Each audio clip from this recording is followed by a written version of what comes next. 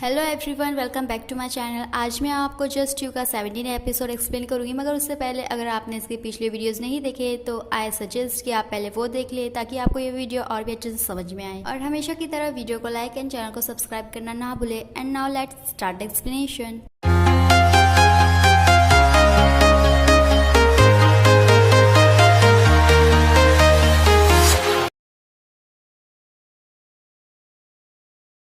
17 episode की शुरुआत होती है क्यूई के डैड से, जहाँ पे वो क्यूई की मॉम को पूछ रहे होते हैं कि वो इतने सालों से कहाँ थी, इतने सालों में उन्होंने कहाँ नहीं उन्हें ढूंढा, फिर भी वो उन्हें नहीं मिली। क्यूई की मॉम उन्हें कहती है कि वो वापस से उन्हें नहीं देखना चाहती है क्योंकि उसमें अभी इतनी हिम्मत तो नहीं रह गई है कि वो वापस से उनका जो धोखा था और झूठ था वो फेस कर पाए। और वो क्यूई को कहती है कि उससे जानना था कि वो कैसे रह रही है, और वो उसे बताती है कि वो काफी सालों से अच्छे से जी रही है। और ये कहते हुए वो जा रही होती है, क्यूई उन्हें रोकता है, बट उसकी मॉम उसे कहती है कि वो फिर से उनके पीछे ना आए, उन्हें ना ढूंढे।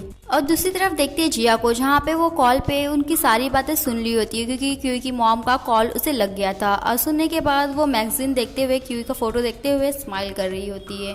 इसके बाद लिलिंग क्यूई से कहती है कि वो उसे पूछना तो नहीं चाहती बट वो पूछे बिना रह नहीं सकती, इसीलिए वो उससे पूछती है कि क्या उसने ऑलरेडी डिसाइड कर लिया है कि वो जिया का टेक केयर करेगा। बट क्यूई लिलिंग को कोई जवाब नहीं देता है और उसे कहता है कि वो बाहर जा रहा है। अब आंसू के रेस्टोरेंट में वो ड्रिंक को देख रहा होता है। डीन वहां आता है, उसका ड्रिंक पी जाता है और उसे कहता है कि जो इंसान पी नहीं सकता वो ड्रिंक को क्यों देख रहा है। अब वो क्यूई को पूछता है कि क्या उसे ये लग रहा है कि जिया उसकी वजह से सफर कर रही है। क्यूई उसे कहता है कि उसे नहीं मालूम, सब कुछ इतने जल्दी हो गया है और उसे कुछ आंसर नहीं मिल रहा है, ना ही सोल्यूशन। डीन उसे कहता है तो फिर वो लिलिंग के बारे में सोचे, अगर वो जिया को चूज करेगा तो लिलिंग का क्या होगा।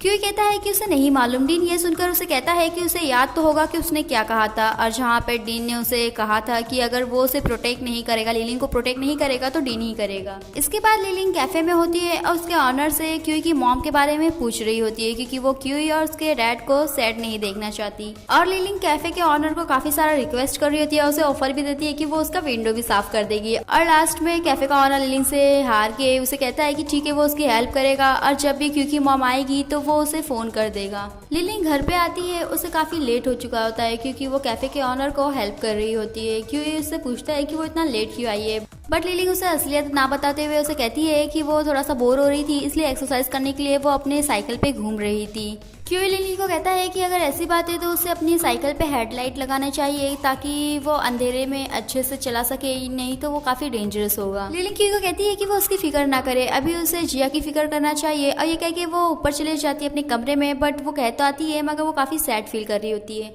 इसके बाद लिलिंग को कैफे ओनर का कॉल आता है। अब वो उसे बताता है कि क्यूई की मॉम के साथ जो कस्टमर था वो आया है, वो उससे आके क्वेश्चन कर सकती है। लिलिंग कैफे में जाती है और उस क्लाइंट को सारी स्टोरी बताती है। अब वो सुनने के बाद वो काफी इमोशनल हो जाता है और कहता है कि लिलिंग काफी अच्छी है, अब वो उसकी हेल्प जरूर करेगा। और वो उसे क्यूई की मॉम का नंबर देता है। लिलिंग क्यूई को नंबर देने जा रही होती है, जिया उसके आगे आ जाती है और पहले ही केबिन में चले जाती है। उसे मालूम होता है कि लिलिंग बाहर खड़ी है, इसीलिए वो क्यूई से ऐसे बात करती है जिसे लिलिंग को चिढ़ हो और उसे पसंद ना आए। और वो कैबिन के बाहर निकलते समय लिलिंग को कहती है कि वो अपने बॉस को ज्यादा देर तक काम करने ना दे, इससे उसका दिल दुखेगा। इसके बाद लिलिंग क्यूई को क्यूई की मॉम का नंबर देती है। क्यूई इसको देख के थोड़ा सरप्राइज होता है और फिर वो अपनी मॉम को कॉल करता है। उसकी मॉम कॉल तो पिकअप करती है बट उसकी आवाज सुनकर वो कॉल को सॉरी कह के रख देती है। बट क्यूई लगातार ट्राई कर रहा होता है और जितने बार भी वो ट्राई करता है उसकी मॉम उसका कॉल पिकअप नहीं करती है। दूसरी तरफ जिया क्यूई की मॉम का फोन बजता हुआ देख उन्हें उठाने के लिए कहती है। क्यूई की मॉम जिया को बताती है कि उनका जो सन था उसने उन्हें ढूंढ लिया है और वही उन्हें कॉल कर रहा है। फिर जिया को कॉल पे सुनी बातें याद आती है। अब वो अच्छी बनते हुए क्यूई की मॉम को कहती है कि उन्हें कॉल उठा लेना चाहिए और अपने सन से बात करना चाहिए। क्यूई की मॉम उसे बताती है कि वो इतने साल अपने से जी है और अभी वो अपने सन से बात करेंगी तो उनका मन करेगा कि वो घर पे जाए। अगर वो घर पे जाएंगी तो वहाँ पर उनका हस्बैंड होगा जिसे वो माफ नहीं कर सकती। बट जिया उन्हें कहती है कि अगर वो उनकी जगह पे होती तो वो जरूर सोचती घर पे वापस जाने के लिए, क्योंकि अभी वो लोग अकेले रहते हैं और उसे अकेले रहने का मतलब मालूम है। इसके बाद लिलिंग को देखते जहाँ पे वो लेहान को सारी स्टोरी बताती है और उसे कहती है कि क्या वो क्लाइंट बन के क्यूई की मॉम को कॉल कर सकता है और उनसे मिलने के लिए कह सकता है। और नॉट टू फॉरगेट जो ये आइडिया है वो क्यूशी ने लिलिंग को दिया है। नेक्स्ट मोमेंट में क्यूई की मॉम लेहान को मिलने आती है और फिर लेहान उन्हें सॉरी कहते हुए सारी बात बताता है कि वो उनसे मिलने नहीं आया, कोई और उनसे मिलने आया। और फिर लिलिंग उनके सामने आती है और उन्हें कहती है कि क्या वो उसके बॉस को एक और चांस दे सकती है। अब वो उन्हें मिलने के लिए कहती है। और वो उन्हें रिक्वेस्ट करते हुए कहती है कि उसे मालूम है कि उसे बोलने का हक तो नहीं है, बट वो बताना चाहती है कि जब भी क्यूई किसी का ध्यान रखता है तो वो वही सूप बना के देता है जो कि उसकी मॉम उसके लिए बनाया करती थी। और जो क्यूई के डैड है जब वो उन्हें मिस करते हैं तो वो वही सूप बनाते हैं जो कि उन्होंने उन्हें सिखाया है। इसके बाद क्यूई अपनी मॉम को कॉल करता है। अब वो कॉल पिकअप करती है। अब वो उनका हालचाल लेता है। अब वो रो रही होती है बट वो उसे सुनाना नहीं चाहती है, इसलिए वो कंट्रोल कर रही होती है। और लास्ट में क्यूई उन्हें मिलने के लिए कहता है और उसकी मॉम एग्री करती है कल मिलने के लिए, जिससे क्यूई काफी खुश होता है। क्यूई लिली के पास जाता है, उसे बताता है कि उसने लेहान से सुना है कि इन पिछले दिनों में वो उसके और उसके डैड के लिए काफी परेशान हुई है। लिली कहती है कि ऐसा कुछ नहीं है। अब वो कहती है कि इसकी वजह से उसका बैक टू फ्यूचर वाला जो प्लान था वो तो सक्सेसफुल हुआ। और फिर क्यूई को याद आता है कि वो जब ड्रंक थी तो उसने उसे बताया था। क्यूई लिली को हक करता है और उसे सबसे पहले सॉरी कहता है क्योंकि उसकी वजह से उसे तकलीफ उठानी पड़ी, और फिर वो उसे थैंक यू भी कहता है। लिलिंग क्यूई को बैक हक कर रही होती है बट फिर उसे जिया का ख्याल आता है। अब वो रुक जाती है और क्यूई को कहती है कि उसे कल अपनी मॉम से मिलना है तो जल्दी सोना चाहिए। इसके बाद क्यूई और क्यूई की मॉम मिलती है। अब वो लोग बातें करते हुए रो भी रहे होते हैं और क्यूई की मॉम क्यूई को बताती है कि वो हमेशा ही उसके ऊपर ध्यान रखा करती थी और उन्हें पता चला है कि उसने अभी न्यू एक कंपनी खरीदी है। क्यूई अपनी मॉम को बताता है कि उसने अपना पुराना घर भी वापस खरीद लिया है, क्या वो देखना चाहेंगी। अब वो अपनी मॉम को अपने घर ले जाता है और सारा सामान दिखाता है, साथ में खाना भी खाता है और फिर वो लोग बातें कर रहे होते हैं। क्योंकि मॉम कहती है कि एक बात तो कहना वो भूल ही गई है, वो जो लिलिंग है उसे उसने क्यों हायर किया है, वो इतना अजीबोगरीब कुछ भी आइडिया लगाती रहती है। और वो बताती है कि उसने कैसे उन्हें मनाया है। क्योंकि अपनी मॉम को लिलिंग के बारे में बताते हुए कहता है कि वो हमेशा ही कुछ ना कुछ सोचते रहती है, इसलिए वो हर काम को अपनी जी जान लगा के करते रहती है और हमेशा ही वो जुगाड़ लगाती है। क्योंकि मॉम लिलिंग के बारे में क्यूई को इस तरह बात करते हुए देखते हुए कहती है कि क्या उसके दिल में लिलिंग के लिए कुछ स्पेशल जगह है, क्या वो उसकी गर्लफ्रेंड है।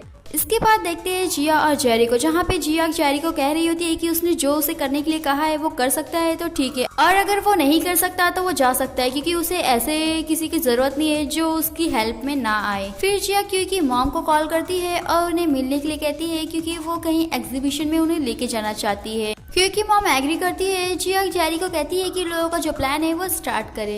इसके बाद क्यू और क्यू की मॉम उस पार्क में जाते हैं जहाँ पे वो बचपन में जाया करते हैं और फिर क्यू अपनी मॉम को साथ में आने के लिए कह रहा होता है क्योंकि मॉम उसे सारा कुछ बताती है कि वो वेट कर रही थी हर एक दिन कि उसके डैड उन्हें लेने आएंगे, बट वो नहीं आए। और इन सालों में वो इतनी बिजी थी कि उन्हें लगा कि उनका जो दर्द है वो मिट चुका है, बट अभी उन्हें रियलाइज हुआ है कि वो जो दर्द है वो अभी भी है। और फिर वो क्यू को कहती है कि उन्हें जाना होगा, उन्हें लेट हो रहा है। क्यू कहता है कि वो उन्हें वहां तक ड्राइव कर सकता है, बट वो कहती है कि उनकी एक फ्रेंड उन्हें लेने आ रही है। उसी वक्त वहाँ पर एक टैक्सी आती है जिसमें उनकी फ्रेंड है और जब देखते हैं तो वो पता चलता है कि वो जिया है।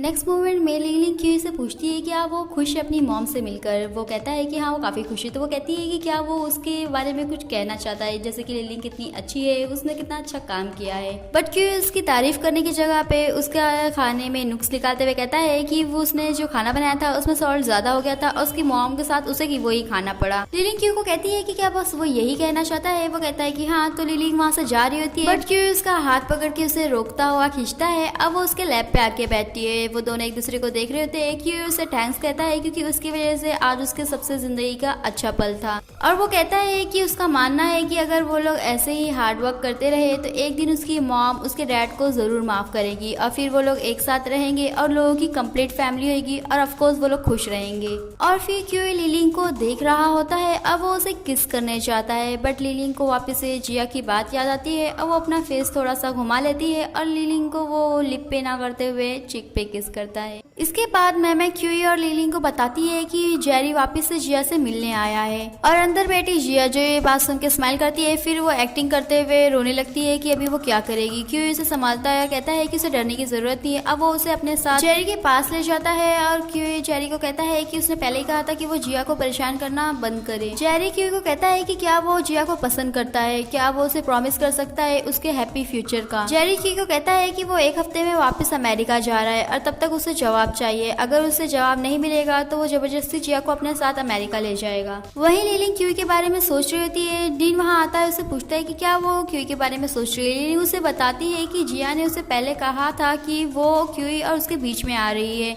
और अभी तो थोड़ा थोड़ा उसे भी ऐसा लग रहा है। डीन लिलिंग को कहता है कि वो जिया की बातों पे इतना ध्यान ना दे, वो सोचे कि वो क्या चाहती है। डीन लिलिंग को लेकर क्यूई के पास जाता है, उससे पूछता है कि उसने क्या सोचा है। क्यों इसका कोई जवाब नहीं देता है। डीन उसका कॉलर पकड़ते हुए उससे वापस से पूछता है। क्यों डीन को कहता है कि वो अभी उसे आंसर नहीं दे सकता है। डीन उसे कहता है कि उसे याद होगा कि उसने कहा था कि अगर वो अवॉइड करेगा तो वो अटैक करेगा। इसके बाद क्यों के डैड क्यों से पूछते हैं कि क्या उसने लिलिंग से झगड़ा करा है, वो कल से ही अजीब बिहेव कर रही है। क्यों कहता है कि ऐसी कोई बात नहीं है। उसी वक्त वहाँ पर डीन आता है और वो लोगों को बताता है कि वो लिलिंग को ऑफिस ले जाने आया है। तभी लिलिंग वहाँ पर आती है और क्यू के डैड को बाय करते हुए वहाँ से चले जाती है। नेक्स्ट मोमेंट में डीन क्यू को कहता है कि वो कब तक ऐसे ही चलने देगा। क्यू उसे कहता है कि उसके पास एक भी रीजन नहीं है जिससे वो जिया पे बिलीव करे। उसने पहले भी ट्रिक लगाए हैं जिससे उसने लिलिंग को परेशान किया था और इस बार उसका जो गोल है वो ये है कि क्यू उसके पास वापस चले जाए। इसीलिए सैन को उसने जिया के पास भेजा था ताकि उसको कुछ वीकनेस पता चले। डीन उससे पूछता है तो वो बताता है कि आजकल जिया को जेरी ने काफी सारे कॉल्स किए हैं। तो क्यू डीन को कहता है कि जिसे उन लोगों को इन्वेस्टिगेट करना है वो जिया नहीं है बल्कि लोगों को जेरी को इन्वेस्टिगेट करना है। और आज का हमारा ये वीडियो यहीं पे फिनिश होता है। फिर मिलेंगे नेक्स्ट पार्ट में। वीडियो अच्छी लगे तो चैनल को सब्सक्राइब करें, वीडियो को लाइक करें और कमेंट करके बताएं और आगे जानने के लिए स्टे ट्यून्स।